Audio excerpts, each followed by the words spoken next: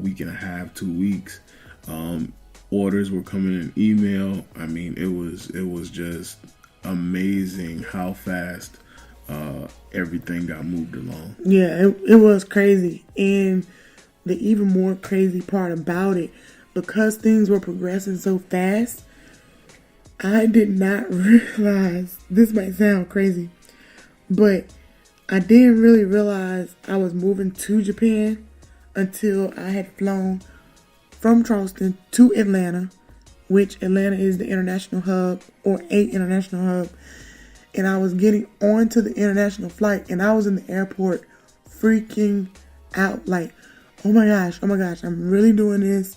Oh my goodness. And it only got worse once I actually got to the airport in Japan. Like, once I touched down, and I had sponsors, thank goodness. I will forever be appreciative of my sponsors. But once I got to my sponsors, got to the airport, got through customs, got my bags and all that stuff, I step outside the airport, and the only thing I could think is, oh my goodness, what have I done? What did I do? I'm really here. Everything, of course, is in Japanese because I'm in Japan, and I was just really culture shocked. And I was like, oh my gosh, like, what did I do? It's no undoing this. Like, I'm here now. So it was definitely an interesting transition and transformation from that point to actually getting here. But that's how we ended up here in Japan. It was following our hearts. It's what got us here, following our heart and passion. So then with that question, people oftentimes want to know, how long are we staying in Japan? And that's always a great question. And the answer is really as long as we want to. There's so much to do here. There's so much opportunity. And the great part about this is that we really have control over whether or not we stay or leave. So the very honest and most accurate answer is whenever, for as long as we want to. We just riding the wave. Yeah. That's what I always say. Riding the wave, baby. Riding the wave. And that's kind of one of the perks, I guess, about my job teaching, because we're not really on a contract. It's just that every 2 years, if we decide to stay, they will pay for us to go back home. And so you just keep renewing like that. And then when we decide to leave, they will ship us back. So there's no real definitive answer to how long we will be here. So these two questions, the next two questions, kind of tie into each other, which is, how has living in Japan changed our worldview? And the other question is, what are some of the biggest differences that we've noticed between living here versus living in the States? I think those two go together. What do you think? Absolutely. Let me say this. I don't think either of us was disillusioned enough to believe that the United States was the absolute best place to live on Earth. And while there are many great things about the United States, don't take it as me discounting where I am from. I just know that I cannot come to that conclusion without having experienced any place else. And so until I've actually gone to see the world, that is an answer, or that's a question that cannot be answered. So that being that, I was very open-minded coming here to Japan. And the things that I noticed that are different is the integrity of the people. There's a cultural sense of integrity that is embedded in everyone. You see people will drop things like wallets. I dropped my ID in the airport, and it was a freak out moment. I'm trying to talk to airport security, who speak very little English, and I speak almost no Japanese, and I go back and then I get on the other side of security again at the airport, and right where I dropped it, right where I was standing in line, my ID was still there. I've seen wallets laying on the street and walked past it, got on the train, went and handled business, did whatever it was that I needed to do, and came back hours later, and the wallet was still there.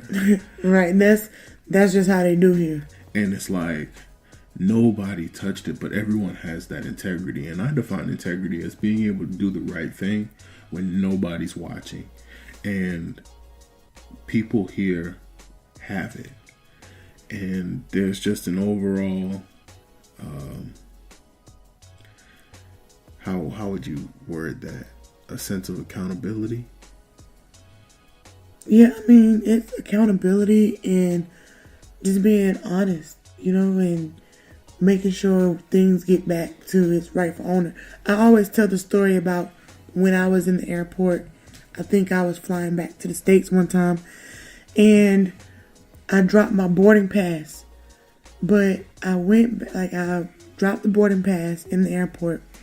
The boarding pass beat me to the gate. Like someone had already turned in, and it was just a piece of paper.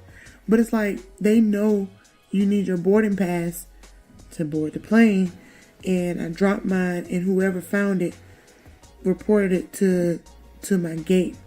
So they called me up, and I got my boarding pass. So it doesn't even matter like what it is. People just really do have integrity, and they'll get your stuff back to you. So how else would you say living here has changed your worldview? I think that overall, being here has shown me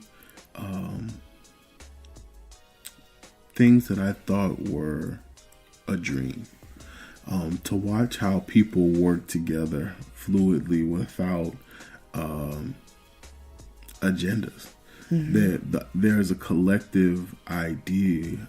Like everyone here seems to be dialed in and connected to the collective. And so there isn't an I, there's a we. And in that, things work very well. Back home, there is a lot of it's all about me, me, me, me, me. It's all about me and mine. And so the people back home struggle doing things as a collective group. And being here shows me not only that it's possible, but in a reflection, it lets me know where we may be off back home. And seeing it work here gives me the example and the knowledge to eventually bring this back home and be able to share it and hopefully make those improvements to allow my American brothers and sisters to be better people, not only for ourselves but on a global scale. Yeah, for me, the biggest difference that I notice is the treatment of black people here. I do know your experience. They don't know. But for me, I never felt like people have treated me differently because I was black. I don't feel like people look at me differently because I am black. I feel like people might look at me because I'm bigger, like I'm bigger than the average Japanese person, so taller and stuff. Or if my hair is out and being wild and crazy or something, they stare at my hair. Yes. But I don't ever feel like I'm being treated differently because I'm black. I don't have that same vibe or feeling here. Absolutely. That's the biggest thing I noticed that's different for me personally. Absolutely. People here, don't stare. Nobody clutches their purse or changes, sides of the street. That's not here. And the most relieving thing was not to be the center of attention. I am a 6'3", 300-pound black male. I have 16 to 17-inch long dreads. I'm not a sloppy 300. I play football and I try my best to stay in shape. So I got a little tone to me. I rock a beard, and let's just say he fits the description. Back in the States, but here, if people are staring at me, I realize a lot of times they're staring at my hair. Shout out to Jazzy Styles of Charleston. But when my hair is done and it's up and it's braided back and it's in a style, I get some of the best compliments of people just saying, "Oh my goodness, your hair is beautiful. Can I look at it?" Apparently, staring is not a good thing to do in Japan, and I was taught that as a kid. Like, don't stare at people. I was taught that as a kid, but here, just culturally, all the way around, staring at people is not a thing. So you'll catch people like stealing quick looks off you and then going back to whatever it was that they were doing. But every now and again, you'll get the person that is just so intrigued and so curious that they want to actually stop and talk to you. And thank God for Google Translate, because then you know what they're asking you. Right. But like, they genuinely want to know. It's not like they're looking at you like some type of freak or something like that. Right. And a lot of Japanese people actually have dreads. A lot of them. And a lot of them actually have, coarser, black people textured hair. Let's just call it for what it is. I've seen Japanese folks with afros, and you're looking and you're like, hold on, wait a minute, what's going on? It lets you know that the diaspora stretches a lot further than the continent of Africa, for those people that don't know.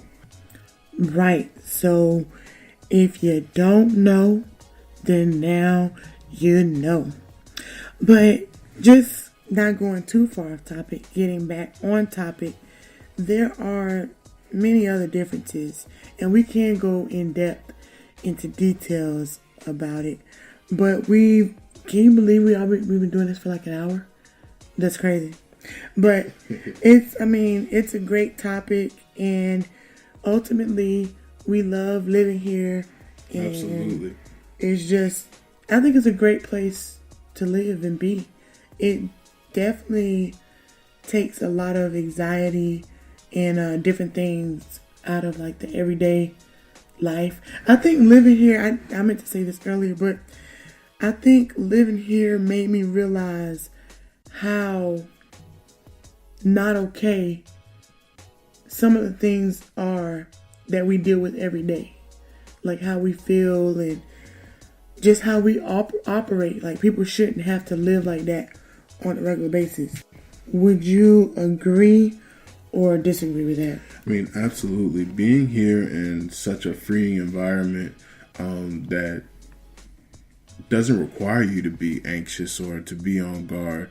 A lot of the anxiety that you walk around with, because you had to do it so much, so often, literally 24/7, you don't realize that you have it because it's become your norm.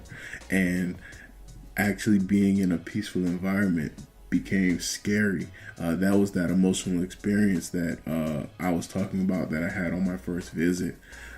So definitely would agree that this place, Japan, where we are right now, sets it up to where you don't have to feel that way. Right. And I think it's a good place to raise kids. Like, if you want a family, it's really safe for children here. Absolutely. 6-year-olds, 5-year-olds walk to school unassisted on a daily basis. Sometimes miles, catching the train. And just the culture here, like, people look out for them.